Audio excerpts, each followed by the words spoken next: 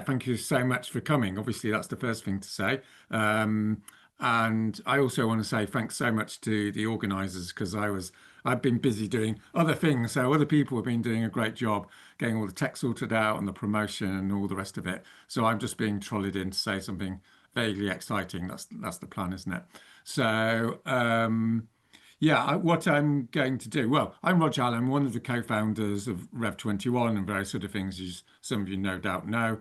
And yeah, what I'm just going to do is give a little bit of an overview for 15 minutes or so, just to get you so you get a general idea of what we're going to do at this festival and what the general approach is and why we need to get on with it all the rest of it. So I'm going to say something, a little bit of an overview about what we're doing in our lives at the moment in the present context. I'm going to say a little bit about the strategy or the various strategies that are being evolved. And then I'm just going to bring it back to the here and now, what's happening with this convention, festival, and what have you.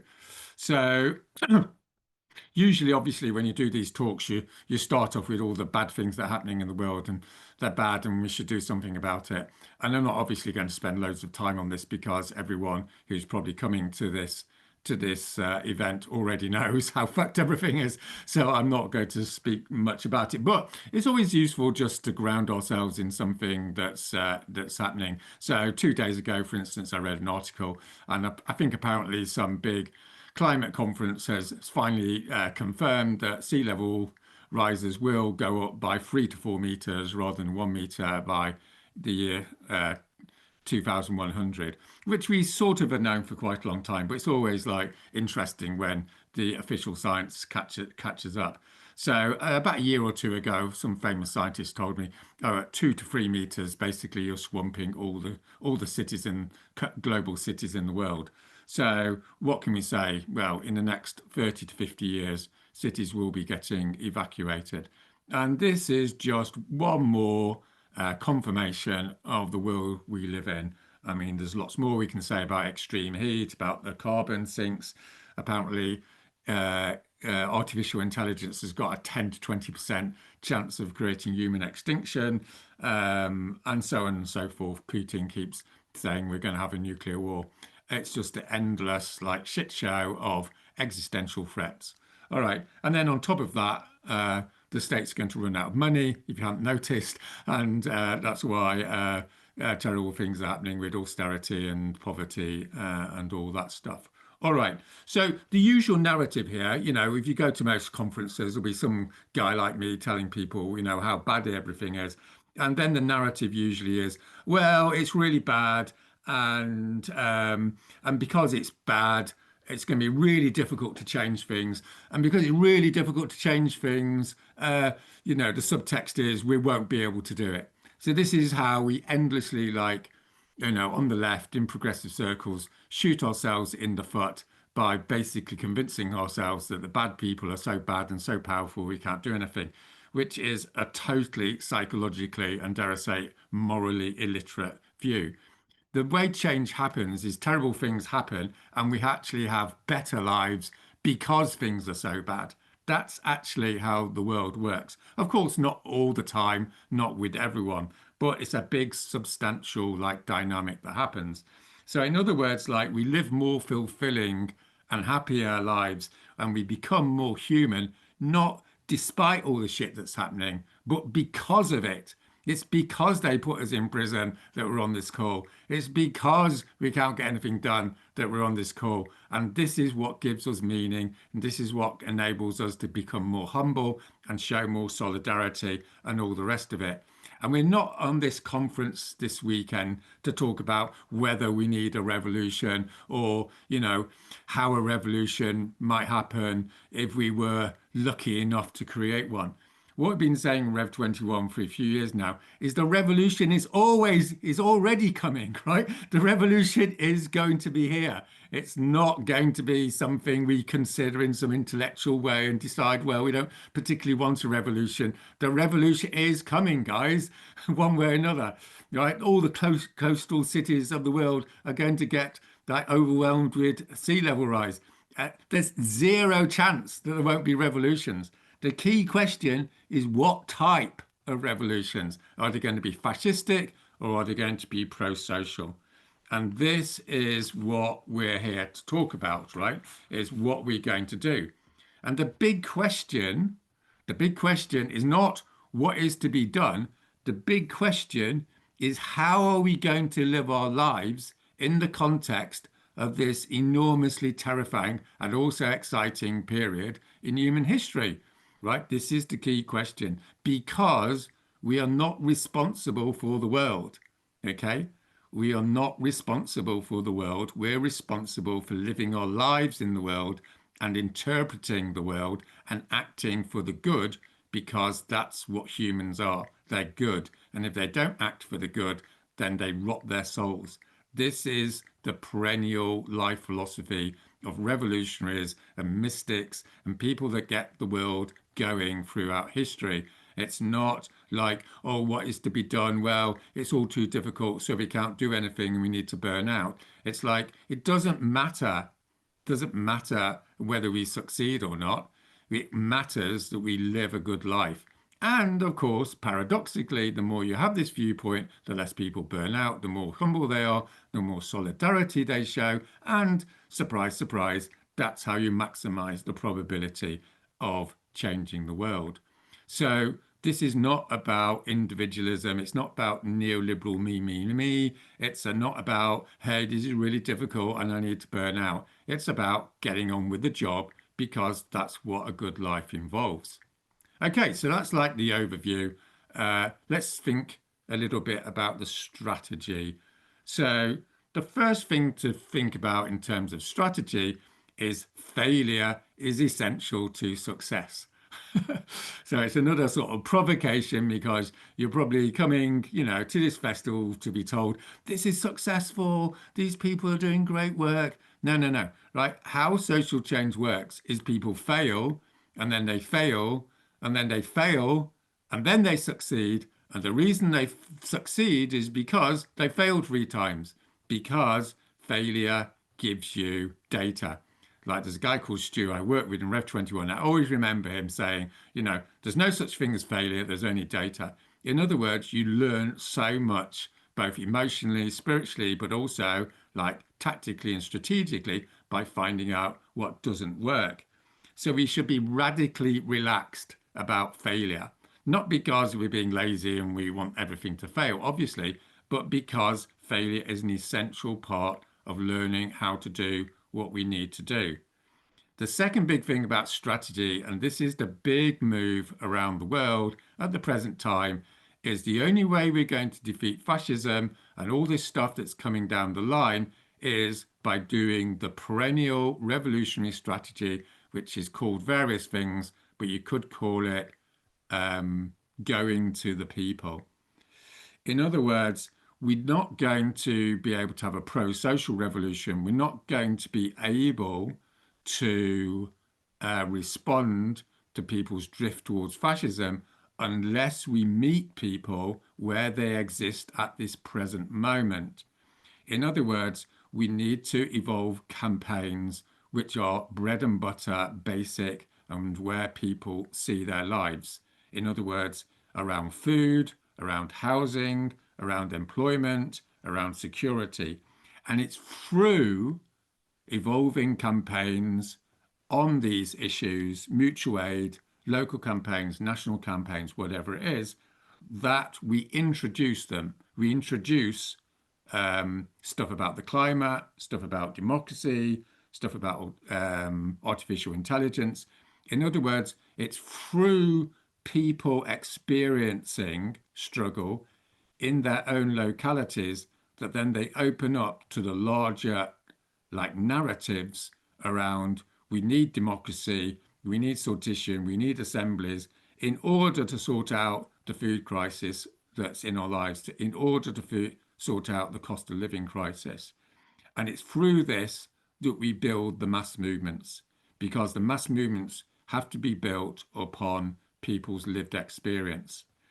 And the only way we're going to effectively respond to fascism is by being the heroes of the people, as it were. In other words, being in service to people to create mass movements, because we're not going to defeat fascism by being little civil resistance groups or whatever will just get picked off, as we know. So this is the meta strategy of the next 5 years. So what we know is the biggest political parties now in Italy, in Germany, in France, in the UK, we all know about America. Across the Western world, the biggest parties are now popular far right parties. And if they get into power in the next 3 or 4 years, then that will be the final game over on the climate because we know what they'll do. So there's a massive opportunity and a massive responsibility for us to join together to create these mass movements. And obviously, you'll be hearing a whole load of ideas and different, approaches during this festival. But I just want to try and concretize this so I'm not just rambling on about abstractions. Some of the things that myself and other people have been involved in is is going to neighborhoods, going to communities, doing door knocking, doing street conversations, and listening to the local population so that people communicate what is important to them, where they are at. That's step one. Then the step two is to organize campaigns around those issues, around those things which are affecting people here and now. And then once those campaigns are at a certain level of development, then you encourage people to stand as independents or in left populist parties in the elections, which then evolves into this dual strategy, which is the basis of most revolutionary theory, which is you have a street movement, you have the people's campaigns, and you have an inside track of electing people into parliaments and councils and all the rest of it. Okay, so that's something we're going to be talking about in a lot of detail. A second scenario, and this was something that I advised your party to do in the UK when I met with some of their top people, as it were, was if you get 800,000 people to sign up to something, then you have big national Zooms. Or let's say there's a massive climate crisis or economic crisis. You create a whole bunch of big online meetings.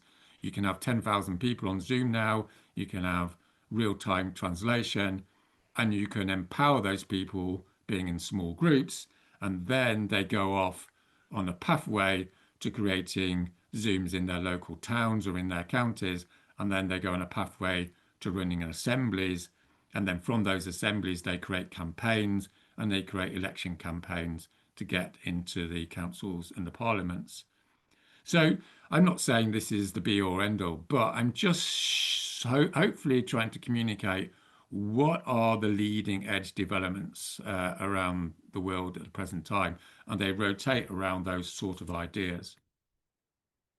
Okay, so on to the last thing, which is, the here and now at this convention. Um,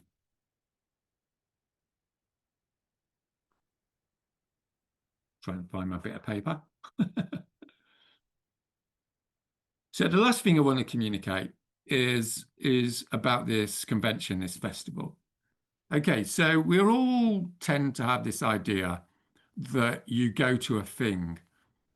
We're coming to this event. It's an event. It's a thing. It's a node. It's a thing in space. This is not the way to look upon events. What we need to get into is seeing everything as not a thing, but as a flow. In other words, what's important about this weekend is what's happened before, what happens through the weekend, and most importantly, what happens afterwards. Because this is what reality is. You're coming into these spaces with a bit of luck. You're going to learn a few things. You're going to listen to people. You're going to feel inspired. You're going to inspire other people. You're going to have your say. But this is not a performative act. It's not an act of entertainment. It's not something that you go to and then go, that was good. What it involves is changing yourself and changing other people so that we become more effective, more empowered to then go off and do more things. And this is really just the beginning of what is the potential for doing online, like big events around the Western world, around different areas of the world, and of course, globally, because you can have thousands and thousands of people in these events, learning from each other, contributing to each other, and encouraging each other. And this is the vision, not of Rev 21, but of a lot of groups. And what we're trying to do here is prototype something that's so much more exciting, which is to have 10,000 people on an online global festival with thousands of workshops and hundreds of groups who are co-hosting it. And this is what we want to evolve. It's totally technically possible. There's enough movements around that want to do this sort of thing, groups and all the rest of it. And we need people to hopefully to join a network after this convention, this festival, and say, hey, I'm in Spain. I'll go and find 10 organizations in Spain that will do, 20 workshops in Spanish, or I'm in Uganda.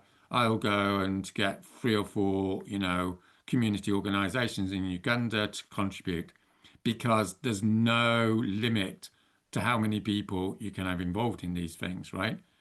And then everyone gets even more excited because everyone's can see everyone doing stuff, and we start to build this essential project of seeing ourselves as one global community in all our diversity and with all our various wisdoms and traditions, and it's all getting gloriously mixed up, and people are learning from each other, and then they're going off and doing the best way of doing things because everyone's working that out together.